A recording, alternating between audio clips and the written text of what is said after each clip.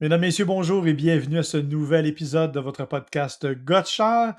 Une semaine qui va être consacrée à pas mal d'essais, on doit le dire, parce que en cette période estivale, l'actualité est un peu plate. Fait que on va se consacrer davantage à des essais. Et ça donne bien parce qu'on a fait, de façon presque involontaire, quasiment des matchs comparatifs. De mon côté, j'ai essayé deux VUS 100% électriques, le Kia EV5 qui vient tout juste d'arriver et le Subaru Uncharted qui lui aussi vient tout juste d'arriver. Moi, de mon côté, je suis dans les compacts à haillons parce que j'ai fait l'essai de la Volkswagen Golf GTI et aussi de la Toyota Corolla XSE. Moi, c'est William Bouchard. Et moi, c'est Marc Bouchard et vous écoutez Gotchard.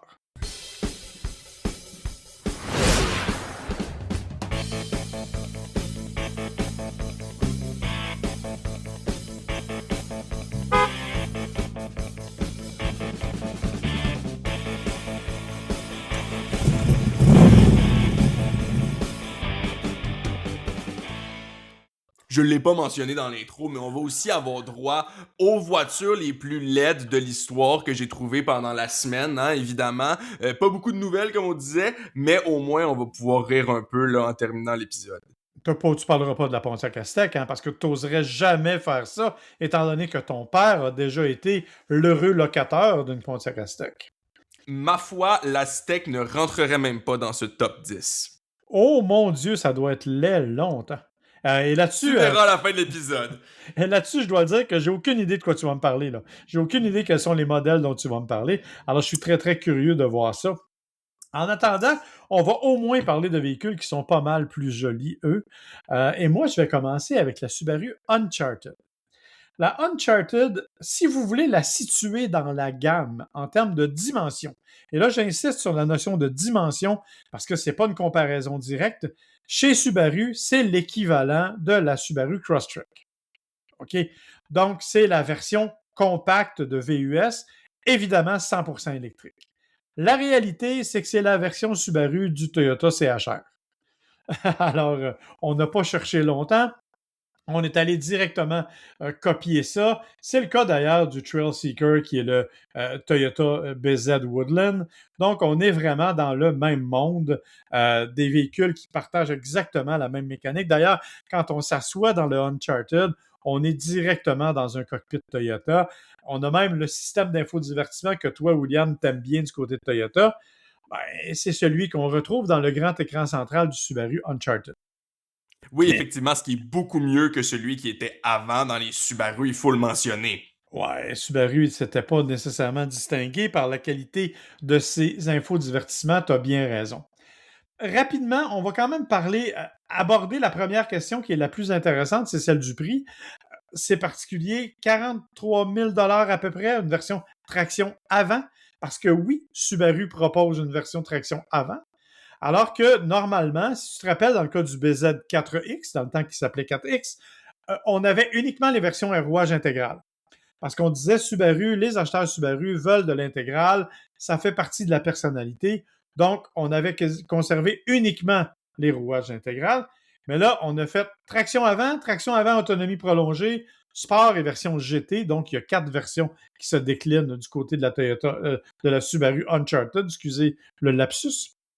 Mais on parle de 43 000 à peu près à 53 000. Bon, évidemment, il y a toujours les frais de transport, préparation, et c'est à peu près là, le tarif. C'est raisonnable compte tenu de ce que c'est en termes de voitures électriques. Comme toutes les voitures électriques, c'est admissible aux aides financières gouvernementales. Donc, on peut retrancher à peu près 5 000 net, là, parce que le 7 000 s'applique après taxe. Donc, c'est à peu près 5 000 net. Ça permet donc d'avoir un véhicule qui est intéressant. Moi, j'ai eu l'opportunité d'essayer les deux, c'est-à-dire la traction avant et le rouage intégral. Évidemment, la puissance est moindre quand on utilise la traction avant. C'est quand même pas négligeable. C'est-à-dire que, bon, comme toutes les voitures électriques, on ne reste pas coincé au milieu de la rue. Là. Il y a quand même une accélération intéressante, mais c'est 221 chevaux. Alors que si, au contraire, on décide d'opter pour la version à rouage intégral, mais là, on se retrouve avec 338 chevaux. Mais on se retrouve aussi avec le double poids de la motorisation.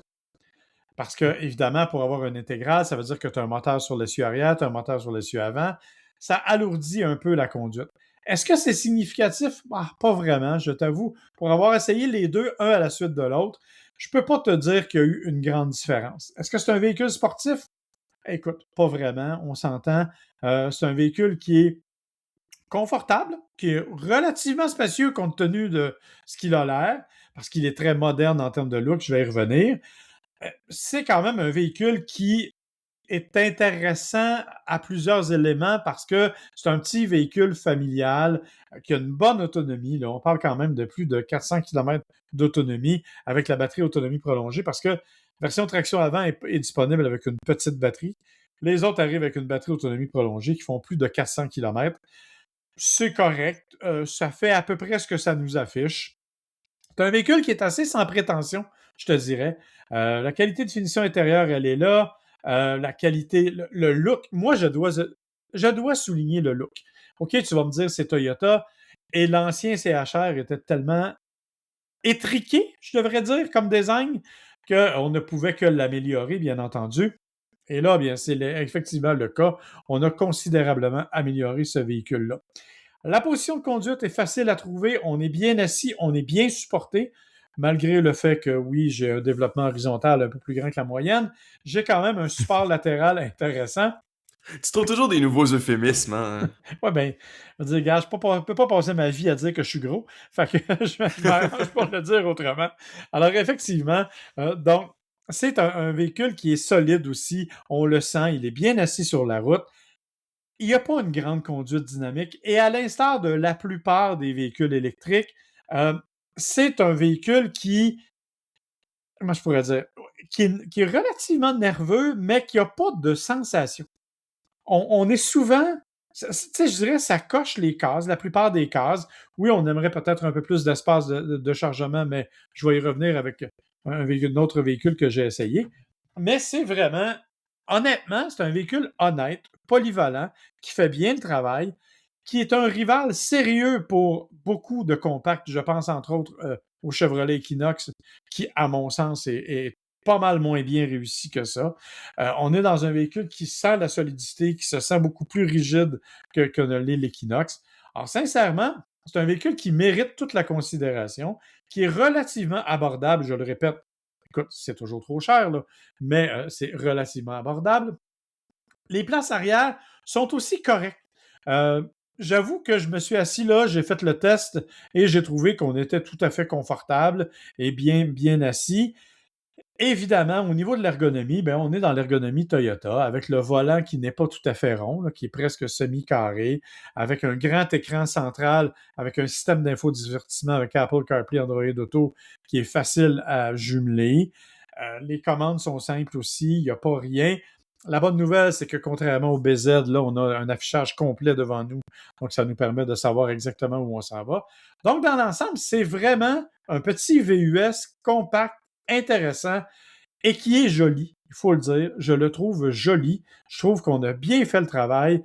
Je trouve que ça nous permet d'avoir je te dirais, une ouverture vers des VUS compacts qui, on en a besoin parce que c'est là, on le sait, c'est la catégorie qui se vend le plus.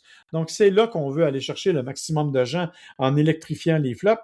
Et c'est bien entendu à partir de là. Donc, le Subaru Uncharted, ça mérite considération. Bien entendu, on risque, comme la plupart du temps, c'est le cas chez Subaru, de ne pas fournir à la demande.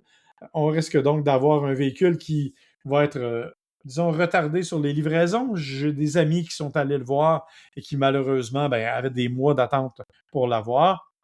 La production devra donc augmenter considérablement, mais pour le moment, c'est un véhicule qui est populaire, qui est joli, et j'aurai l'opportunité d'essayer dans quelques semaines pas le Uncharted, le CHR de Toyota, qui est l'équivalent.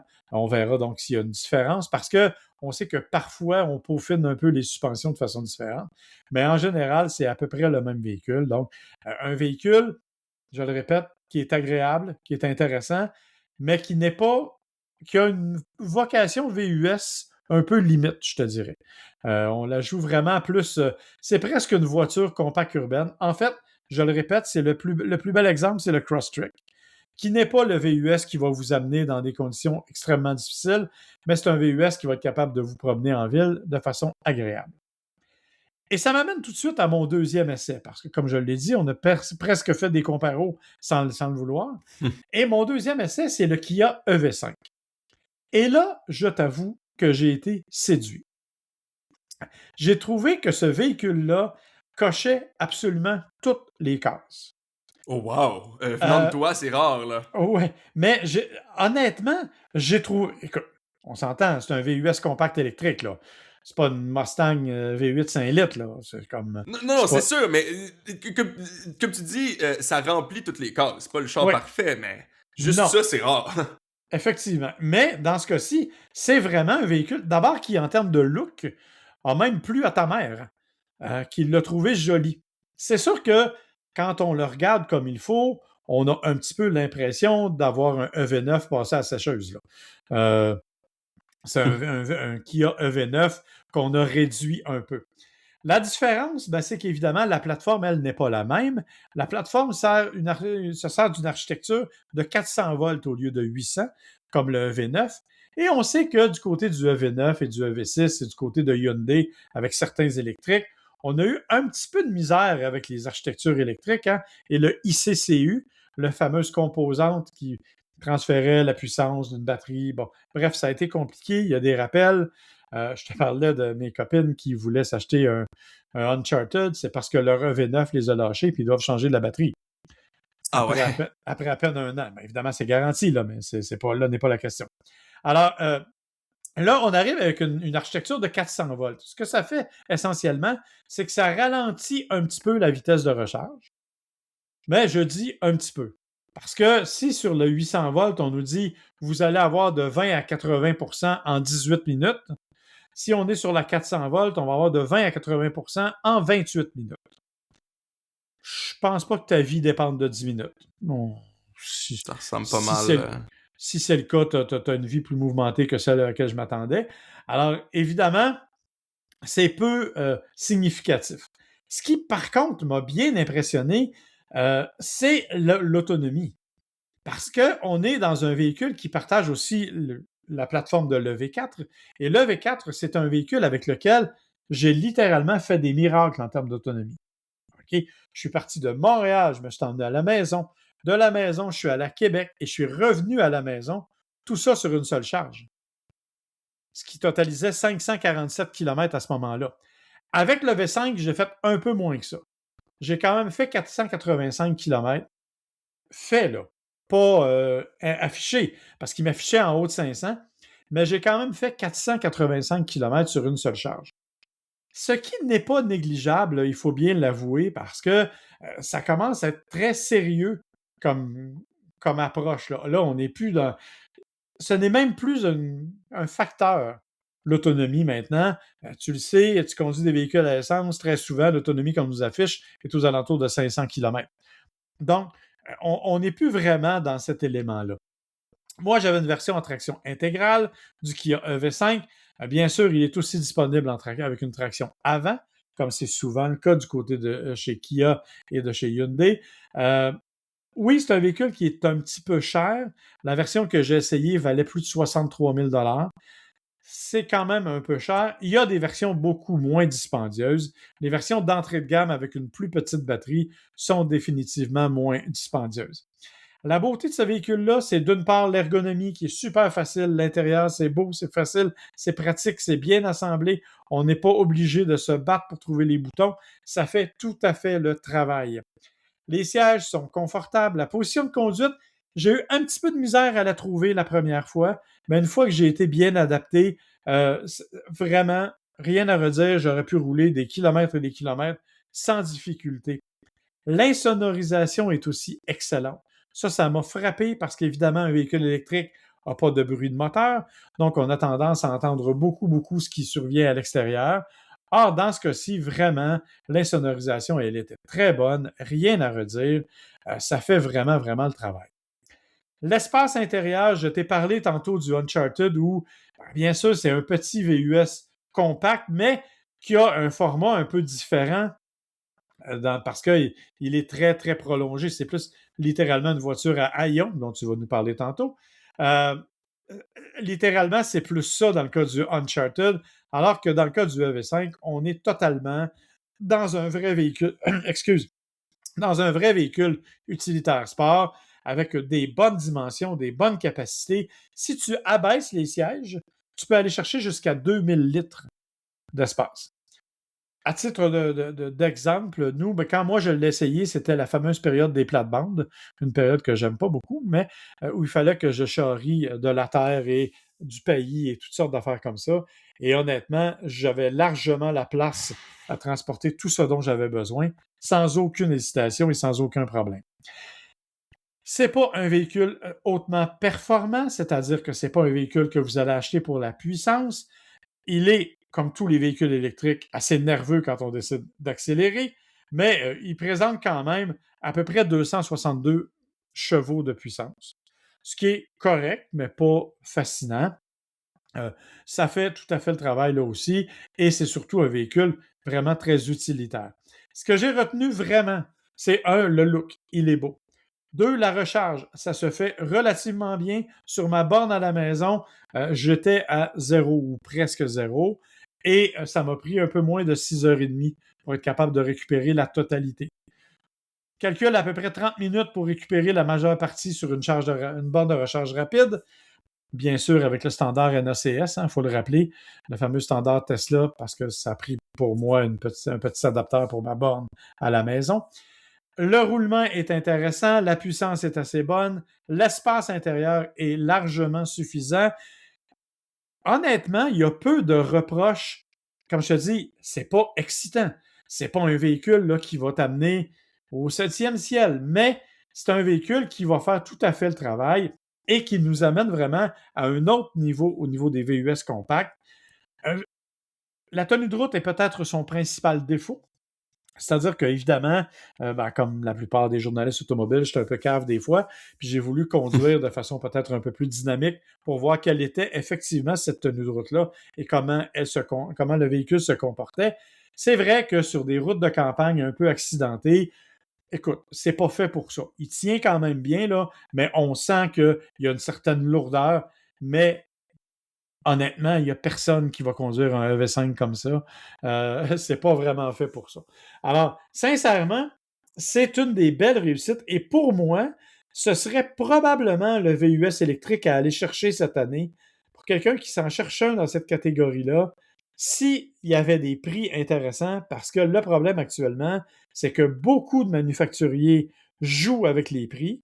D'ailleurs, même chez Subaru, on parlait de l'Uncharted, là, le Solterra pour 2027, on l'a baissé de plusieurs milliers de dollars.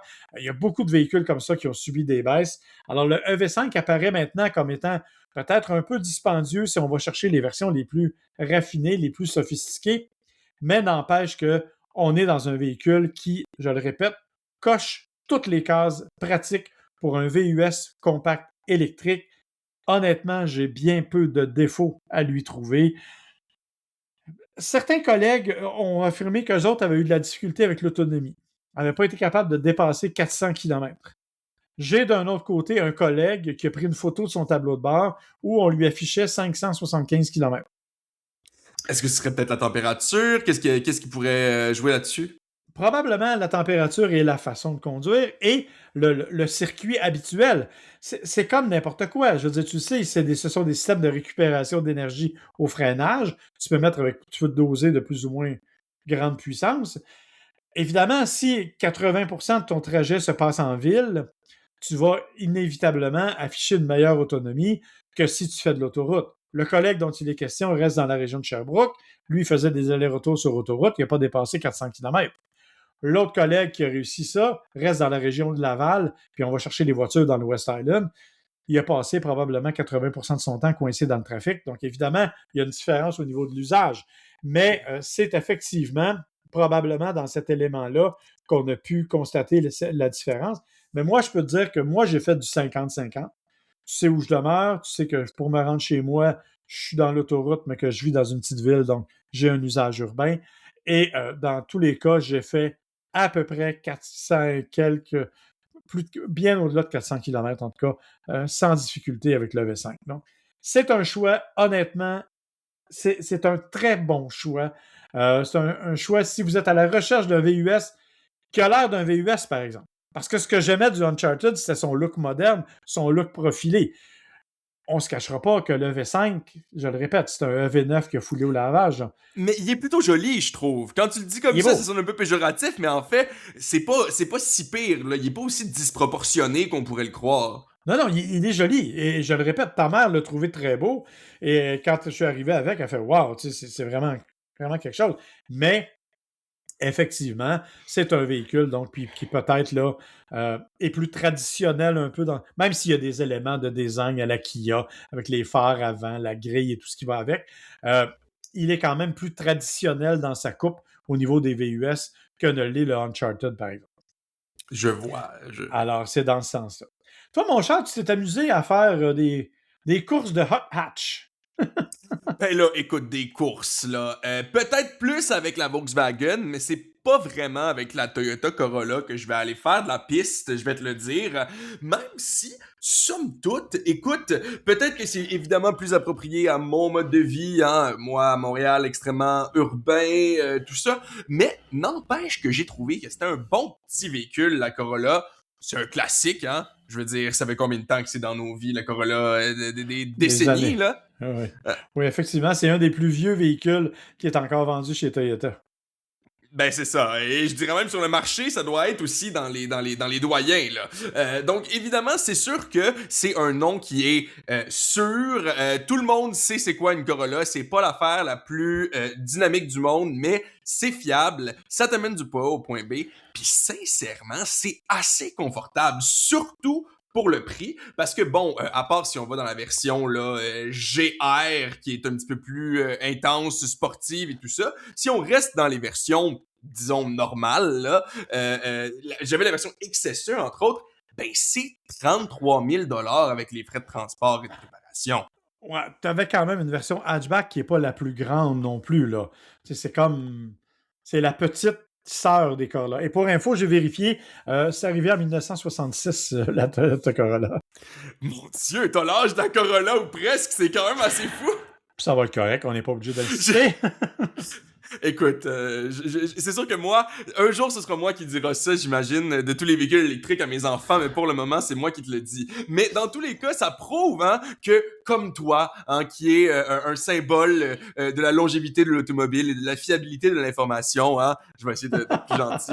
Ben, la Corolla, c'est un peu ça. Non, mais je niaise, mais c'est vrai que c'est un peu ça. Hein, dans le sens que, écoute, je pense que tout le monde sait à quoi s'attendre en rentrant dans une Corolla, mais surtout, ça a eu une mauvaise réputation. Parce que si je regarde la motorisation, c'est pas à se rouler par terre, 169 chevaux, 151 livres-pieds de couple, c'est vraiment pas super sur papier, mais la réputation que ça a est selon moi un peu trop, un peu exagérée, je dirais, hein, parce que ça a la réputation d'être beige, ça a la réputation d'être pour ton grand-père qui veut pas rouler trop vite, c'est quand même pas si pire. Et je crois, et je crois même que ça fait longtemps, là, mais ils se sont améliorés versus il y a une dizaine d'années, tu me diras, Ah par oui, rapport à ça. absolument, absolument. Ne serait-ce qu'en termes de look.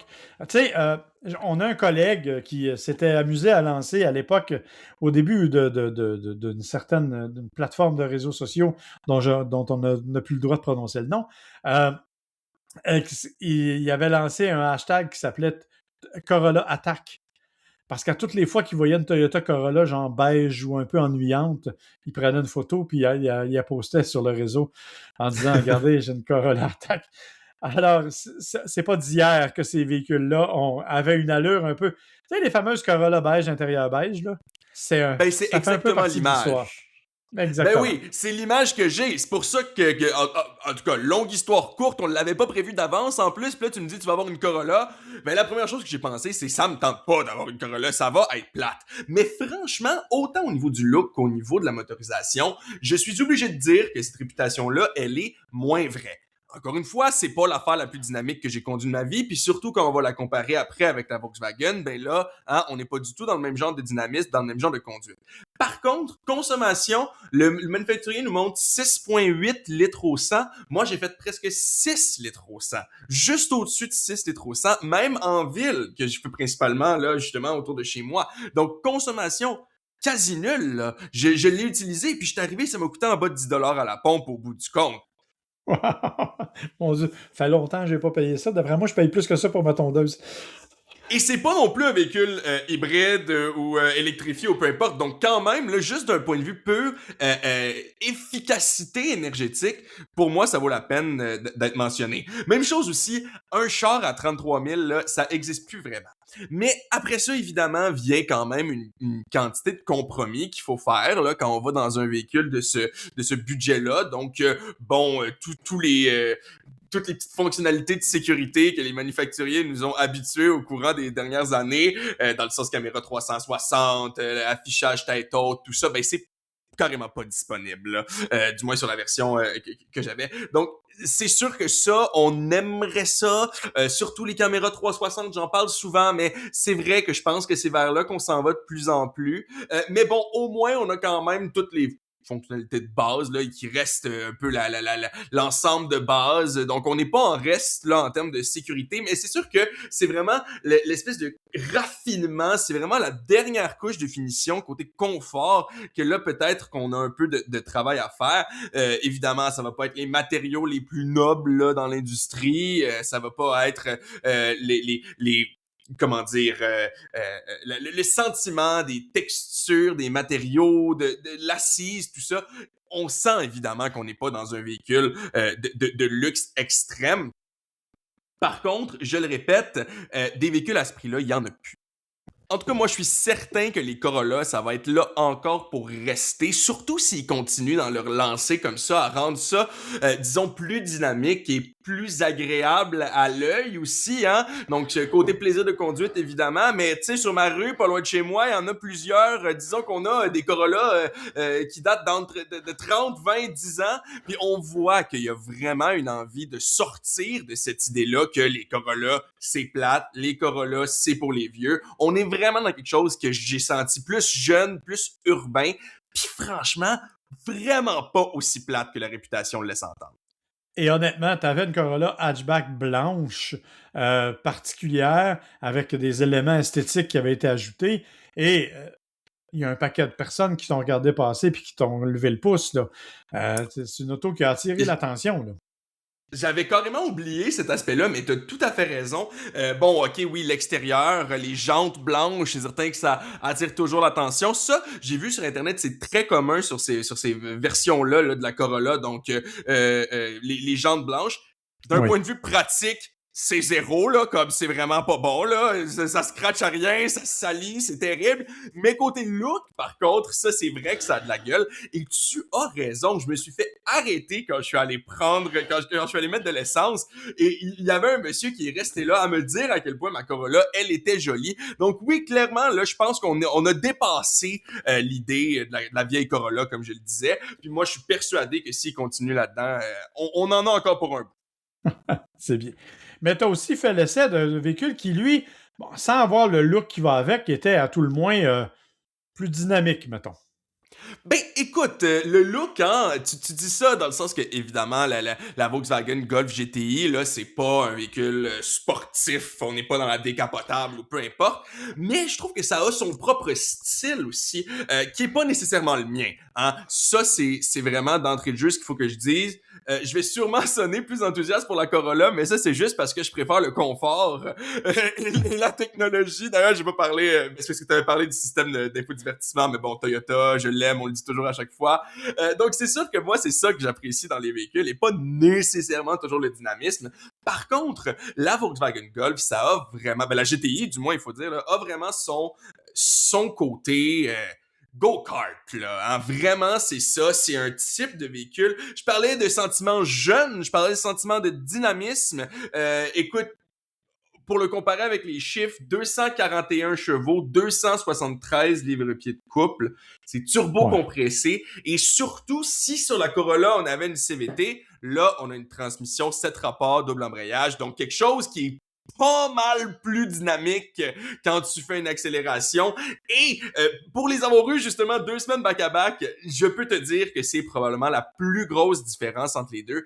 Presque plus que le couple, là, c'est la transmission. T'as vraiment l'impression d'avoir des accélérations qui ont qui ont, comment dire, de Ouais. l'accélération, hein, je sais pas comment le dire De autrement, mais l'enthousiasme, disons. de l'enthousiasme, voilà, exactement. T'as l'impression d'avoir des accélérations franches et pas juste d'avoir un véhicule qui est sur, de manière linéaire sur ta CVT. Donc, il y a vraiment un sentiment que j'ai adoré au volant de ce véhicule-là. C'est l'accélération, c'est le sentiment, même si en termes de taille, c'est pas si différent, t'as l'impression d'être dans un petit véhicule, t'as l'impression de pouvoir te faufiler partout, t'as l'impression d'être agile. Ça, c'est vraiment cool.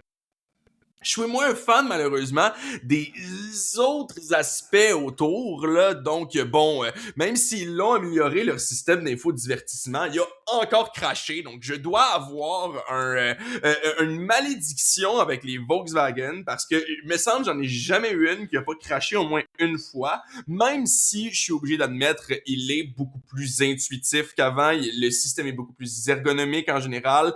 En général, je dirais aussi que l'habitacle est assez ergonomique avec les boutons. C'est vraiment là simple d'utilisation. Pas de passage à travers 800 menus. Là, ça, on aime ça. Ce qu'on aime peut-être un peu moins, quoique c'est pas si mal, c'est la consommation aussi.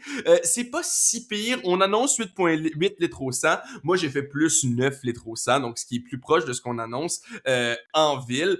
Écoute, somme toute, c'est pas si mal. Ça prend encore du ordinaire, au moins, hein, parce que ça, c'est ce que j'avais peur. Je t'allais vérifier. Au moins, on est encore dans le ordinaire, même avec notre turbo compressé, même avec nos 300 chevaux. Donc, ça revient quand même pas si mal, hein, pour ce genre de dynamisme-là, de plaisir de conduite, il faut dire. Puis, en fait, après ça, si on regarde, le gros changement, c'est simplement que, du moins la version que moi j'avais, mais même la version de base, c'est presque 10 000 plus cher qu'une Corolla. Ah oui. C'est vraiment Mais, ça, mais la c'est plus grosse spacieux. distinction, hein? C'est plus spacieux, c'est plus solide. On sent que euh, la Corolla, elle est le fun, mais tu sais, j'aime pas comparer parce que je trouve ça un peu ordinaire, mais tu sais, la petite Corolla hatchback que tu avais, c'est l'équivalent d'une première voiture. Alors que la Absolument. GTI, la GTI va être la deuxième voiture. Où là, tu as fin vingtaine, début trentaine, tu as besoin d'un peu plus d'espace, mais en même temps, tu ne veux pas sacrifier le plaisir de conduite. Fait que tu vas comme progresser vers une GTI à partir de la Corolla. Je suis pas en La désaccord Corolla avec hatchback. toi. Corolla Oui, la hatchback, Corolla parce que la hatchback, oui, Corolla... effectivement, parce que la Corolla est différente normalement. Oui, je suis d'accord C'est avec ça. toi. Je suis pas en désaccord, mais la raison pour laquelle je le mentionne quand même, c'est que disons que c'est comme ta 1,5e voiture dans ton échelle. Là. C'est pas tout à fait la deuxième voiture, malheureusement, mais ça, je crois que c'est vraiment parce que moi, personnellement, les avantages de ce véhicule-là viennent moins me chercher. Je Ouais. pense que tu as tout à fait raison que si j'avais l'âge que j'ai en ce moment, fin vingtaine, ouch, je me sens vieux, mais bon, tu sais, c'est pas mal ça. Si j'avais l'âge que j'ai en ce moment, mais que je faisais pas mal de routes, que je faisais des routes où l'accélération, je pouvais la ressentir. Si je faisais, juste si j'appréciais ce type de conduite-là, plus que j'apprécie pouvoir brancher mon sel, ce qui est pas le cas. Ouais. Donc, c'est peut-être que j'aurais un avis différent, mais je trouve qu'on reste dans un niveau de finition qui est presque le même. On vient payer pour le moteur, en gros, je pense. On vient payer aussi quand même, là, il faut que je mentionne, c'est un peu mieux fini. On a un petit peu plus d'équipement, entre autres avec justement certains des trucs que j'ai mentionnés, affichage tête haute qui est de série. Donc on en a quand même là, de ces fonctionnalités-là qui sont pas présentes dans la Corolla, mais c'est pas non plus une grosse step par-dessus. Puis ces 10 000 $-là, je pense qu'il faut vraiment se demander, est-ce que le dynamisme de conduite, c'est vraiment ce qui me tient à cœur? Parce qu'en fait, c'est ça, OK? Va pas t'acheter une Golf GTI si t'as pas envie d'avoir ce dynamisme-là, puis si t'as pas envie d'avoir ce sentiment-là de go-kart, comme je le disais sur l'autoroute. C'est vraiment ça la grosse force de ce véhicule-là. Est-ce que je le recommande, comme je disais, moi si j'ai un ami qui me dit qu'on a à peu près le même âge, puis qui me dit j'aime ça faire de la route, je le recommanderais demain matin. Pour moi, qui aime ça un peu plus être dans le confort, je suis obligé de dire que même ma deuxième voiture, je mettrais plus d'options sur la Corolla, mais peut-être que je voterai encore pour la Toyota. Ben, écoute, oui, la GTI, c'est un petit véhicule qui est le fun, c'est un petit véhicule qui est dynamique.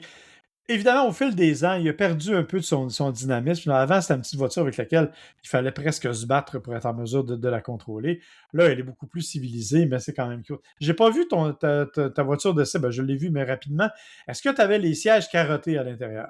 Non, malheureusement. Donc, côté look, elle était très. Ça aussi, c'est peut-être un peu une des raisons pour lesquelles, tu sais, je suis pas nécessairement 100% emballé. Ça ressemble à une Golf. Comme tu regardes une Golf de première génération, puis tu regardes la Golf Pas de première GT. génération, attention. Peut-être pas, non, De peut-être pas la dernière première. Non, génération. c'est. Non, non, non, non, non, non. J'avais raison. Je voulais dire de première génération. Va voir les vieilles Golf. Ah oui. La forme, le nez, il y a quelque chose qui reste profondément Volkswagen. Je veux dire, évidemment, là, c'est sûr, là, ils vont pas changer. Mais je trouve que c'est pas nécessairement un look avec lequel moi, je suis particulièrement en amour, mais c'est un look que, justement, moi, je suis pas nécessairement en accord avec toi. Je trouve qu'il est sportif. Il est un type particulier de sportif, mais je trouve qu'il me rappelle justement ce type de dynamisme-là, ce type d'agilité-là, qui est quand même assez agréable. Oh oui, non, c'est très agréable. On ne dit pas le contraire, là. C'est très, très agréable, mais tu as raison. Ça s'adresse à une certaine clientèle, ce type de véhicule-là, bien entendu. Ben écoute, super intéressant, William. Je trouve ça vraiment bien parce que, effectivement, ce sont deux véhicules qui, sans être directement en compétition, sont dans la même catégorie à un certain niveau et peuvent attirer des clientèles différentes. Alors, franchement, bravo. J'ai beaucoup aimé tes essais.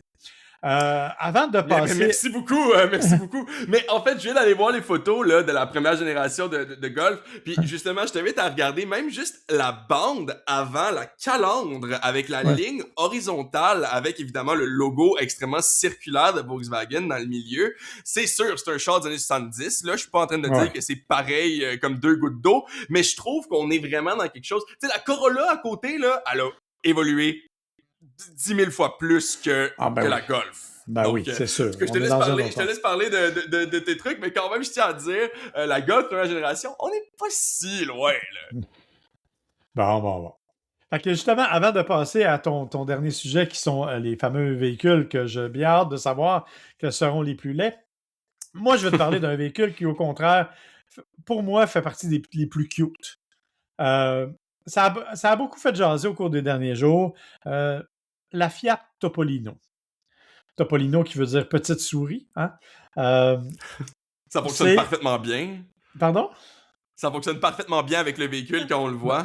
Absolument, surtout qu'on nous l'a présenté dans un verre menthe un peu particulier. C'est un véhicule qui ne viendra pas chez nous, mais qui a suscité beaucoup d'intérêt. Pourquoi il ne viendra pas chez nous? Parce que ce n'est pas vraiment un véhicule routier que l'on peut utiliser sur nos routes. Il roule 40 km/h au maximum. Il n'y a pas de coussin gonflable. Les portières sont optionnelles. Ça, c'est quand même particulier. Mais évidemment, c'est un véhicule qui est conçu. En Europe, il y a beaucoup de ces petits véhicules-là qui servent dans des milieux urbains, qui sont ce qu'on appelle des véhicules sans permis. Donc, ça te prend en fait un permis de scooter pour être capable de les conduire un peu partout. C'est ce genre de véhicule-là, donc, qui est la Fiat Topolino. Ce qui a fait jaser beaucoup, c'est que le véhicule est rentré aux États-Unis. C'est un importateur du Texas qui a décidé, en fait, de vendre des Fiat Topolino et il en a mis dans sa salle de montre aux côtés de Ferrari puis de voitures comme ça. Et il dit, c'est la Fiat qui attirait du monde. Parce que ça se vend 15 000 US, mais évidemment, ça a une belle petite gueule gentille et c'est un petit véhicule qui sert évidemment dans des conditions particulières.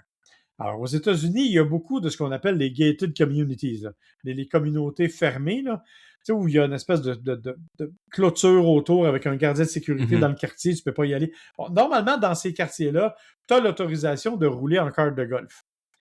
Donc, la Fiat Topolino est en fait un gros kart de golf. Ben oui, c'est pratiquement la même chose. Là. Quand tu le regardes, ils ont rajouté des places, mais... En fait, ils ont même pas rajouté des places, ils ont juste rendu des places plus grosses, mais en gros, c'est pas mal un kart de golf. Là. C'est pas mal un kart de golf, 75 km d'autonomie. Donc, évidemment, c'est un véhicule qui va servir dans des endroits privés comme ceux-là. Au Canada, parce qu'on en a beaucoup parlé, les gens disent « Ah, ça serait le fun si on avait ça ». Ben, je peux vous dire que l'expérience a été tentée à au moins 2 reprises dans le passé. Il y a plusieurs années d'ailleurs, il y avait une entreprise à Saint-Jérôme qui fabriquait des voitures qui s'appelaient les Zen. Zero Emission No Noise. C'était des voitures, bon, l'alimentation de la batterie, c'était plus des batteries 12 volts, là, les grosses batteries d'auto, mais il y en avait plusieurs. Ça aussi, maximum 40 km/h. Encore une fois, c'est un véhicule qui était interdit sur les routes, c'est un véhicule qui était qui était limité à des cercles fermés. On n'en a pas de ça chez nous, donc évidemment, ça n'a pas fonctionné. On a dû arrêter la production de la Zen. En 2016, Peugeot a décidé de s'en venir. En fait, c'est une compagnie canadienne qui avait une entente avec Peugeot qui a décidé d'importer la Twizy. La Twizy, là, c'est... Je ne sais pas comment la définir. C'est pas vraiment une voiture, c'est pas vraiment une moto avec un carénage complet. C'est une espèce de cabine à 4 roues, en fait, avec un passager à l'avant, un passager à l'arrière. Électrique, encore une fois, faible vitesse, limité à des zones précises. Écoute, ils n'en ont pas importé, là. Il y en avait 6 au Canada, à ma connaissance. Et ils ont montré quand ils ont fait le lancement à l'île Notre-Dame. Ça s'est arrêté là. On n'a jamais eu d'autres nouvelles par la suite. Alors, ceux qui voudraient avoir une Fiat Topolino, vous me voyez bien déçu de vous dire que ça n'arrivera pas. Vous n'en aurez pas chez nous parce que ça ne répond pas aux normes de sécurité. Il n'y a aucun test de collision qui a été fait sur ces véhicules-là. Il n'y a, je le répète, pas de coussins gonflables. En revanche, il y a des ceintures.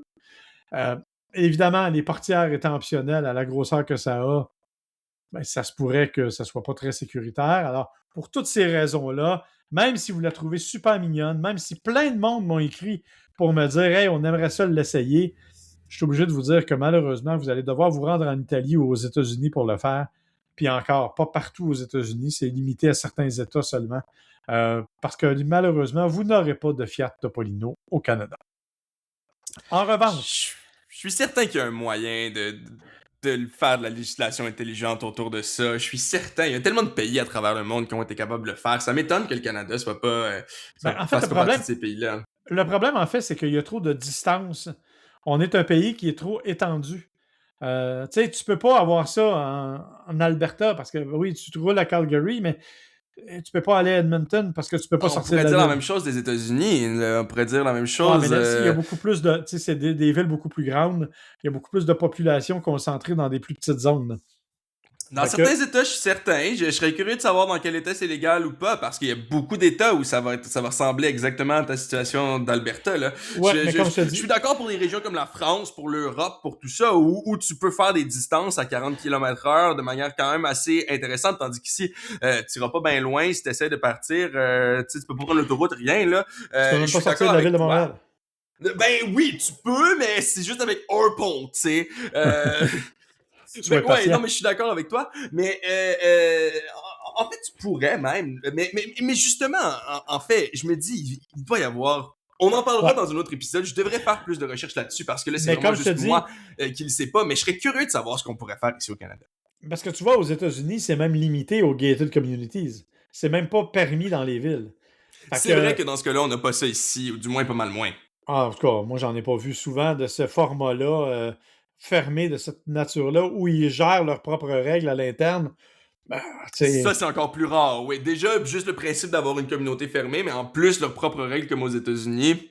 je En veux tout cas. dire, il y a eu 2-3 parcs de maisons mobiles, mais à part ça, c'est pas mal tout, là. Fait que, alors, c'est pour ça que non, ça viendra pas. Par contre, ça soulève la question de quel est l'intérêt des gens pour les véhicules pas chers? Et on l'a vu récemment avec la Fiat 500e quand il la vendait à 25$ par semaine.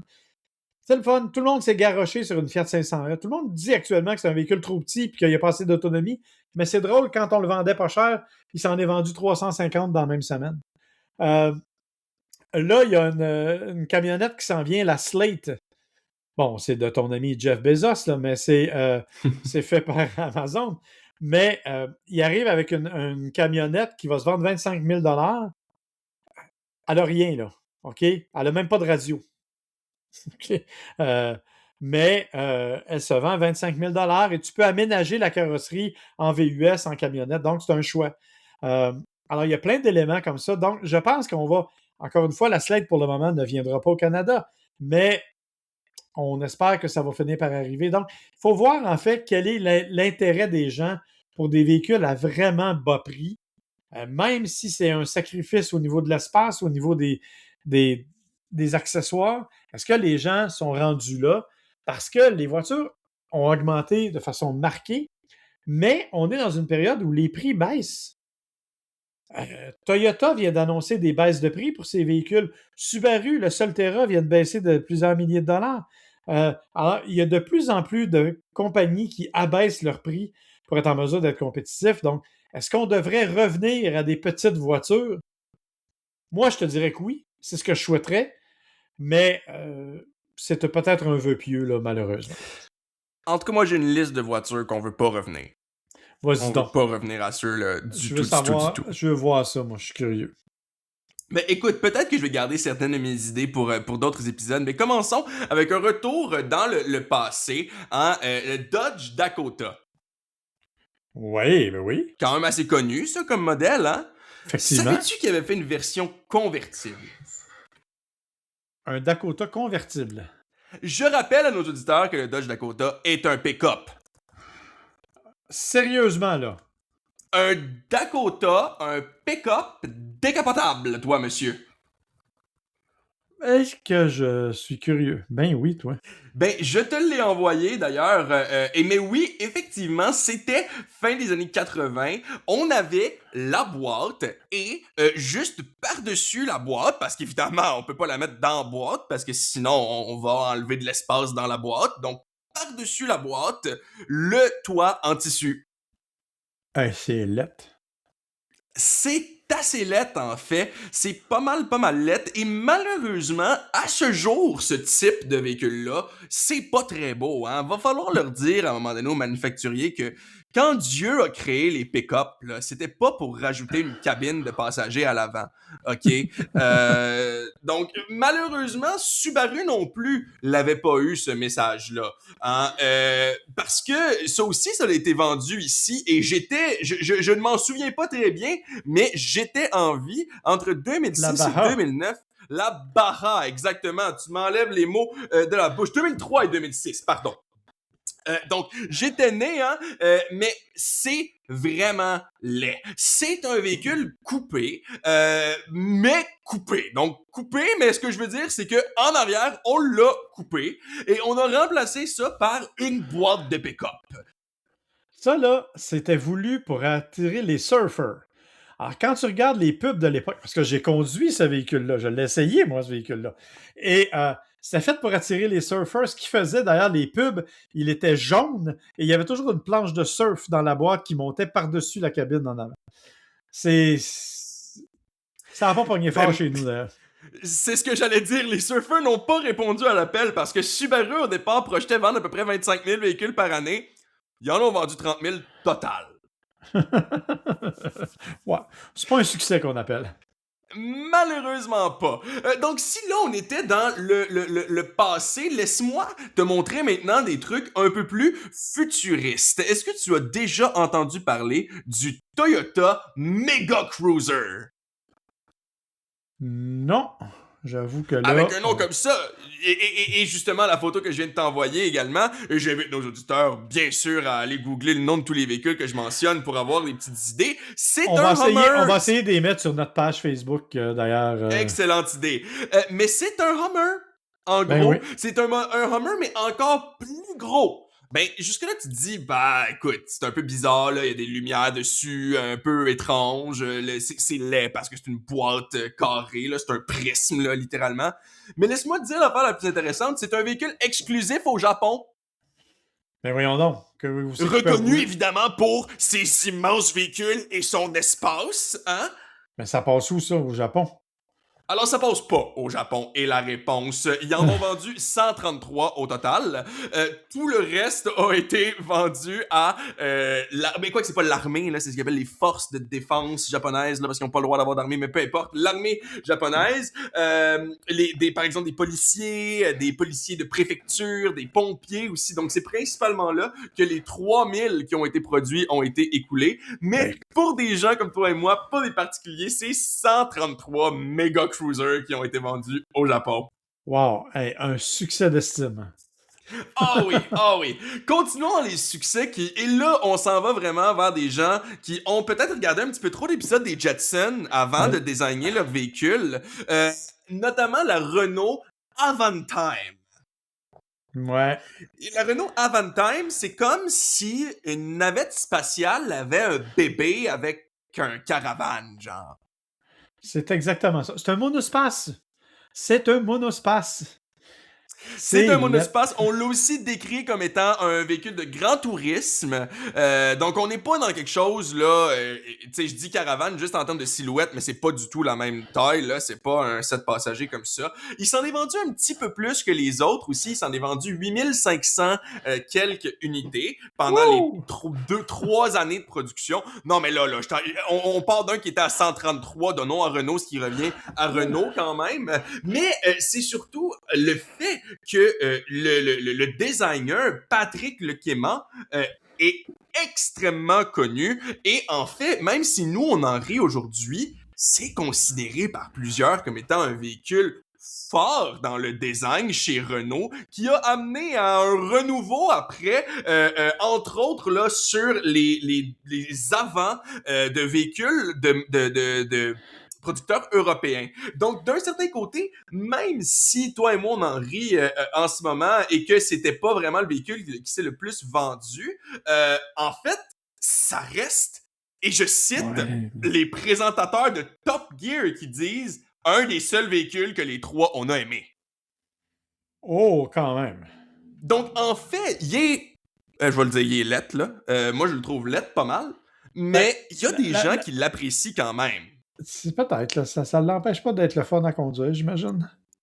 Maintenant, laisse-moi terminer avec quelque chose. J'essaie d'être optimiste, William, avant de me crever les yeux. Oui. Laisse-moi terminer avec quelque chose qui va terminer tes yeux, là. Tu vas pouvoir te les crever en masse. Oui, ben ça, c'est bien connu, mais il fallait quand même que j'en parle. La Fiat Multipla. Et la raison pour laquelle elle s'appelle Multipla, ben, c'est parce qu'on l'a multiplié, hein. Mais on l'a pas tout à fait multiplié. Je sais pas si tu te souviens de tes cours de biologie quand on t'a parlé de la mitose et de la méiose, hein. Donc, les cellules qui se divisent. Donc, malheureusement, il y a une Fiat qui a essayé de se diviser comme une cellule, mais qui est restée pognée. Et on l'a appelé la Fiat Multipla. Et c'est probablement le véhicule le plus connu dans ceux que je t'ai mentionné aujourd'hui, qui a été produit jusqu'en 2013 en Chine. Donc, de 1998 à 2013, ça avait quitté le marché européen.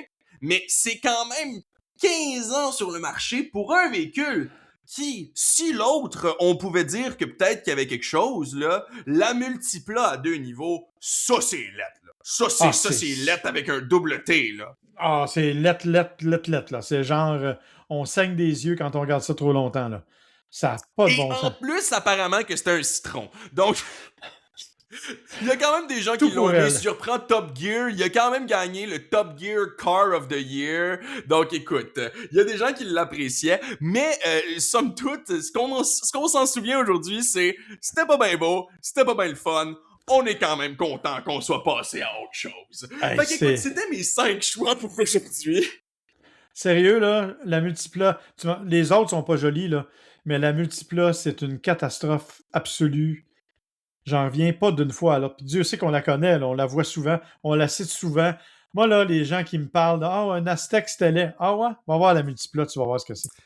Mais en fait, comme on l'a dit au début de l'épisode, l'Aztec ne rentre même pas dans ce top 5, même pas proche. Finalement, on s'ennuie de l'Aztec quand on regarde la Multipla. Quasiment. Écoute, c'est sur cette note enthousiaste sur le design automobile que prend fin notre épisode d'aujourd'hui. William, je te remercie. Tu vas aller te laver les yeux après la fin de l'enregistrement. Ouais, c'est ça. Je vais aller sniffer des selles un peu pour me réveiller. C'est épouvantable. Alors, évidemment, on espère que l'épisode vous a plu. On espère que vous avez apprécié les essais. On vous demande bien sûr de vous abonner sur toutes les plateformes, de nous envoyer des messages si vous en avez envie, de nous mettre un 5 étoiles parce que ça nous aide, bien entendu. Sinon, vous pouvez évidemment venir sur notre page Facebook Gotchard Podcast où vous pouvez nous envoyer vos questions, bien entendu, et où je vais essayer de mettre les photos des magnifiques chefs-d'œuvre automobiles dont William nous a parlé aujourd'hui. Alors là-dessus... En même temps, faudrait pas repousser les gens, hein? Non, on va mettre un avertissement avant, là. Contenu sensible. Alors évidemment, on vous remercie d'avoir été avec nous, puis on vous donne rendez-vous à la prochaine fois. À la prochaine!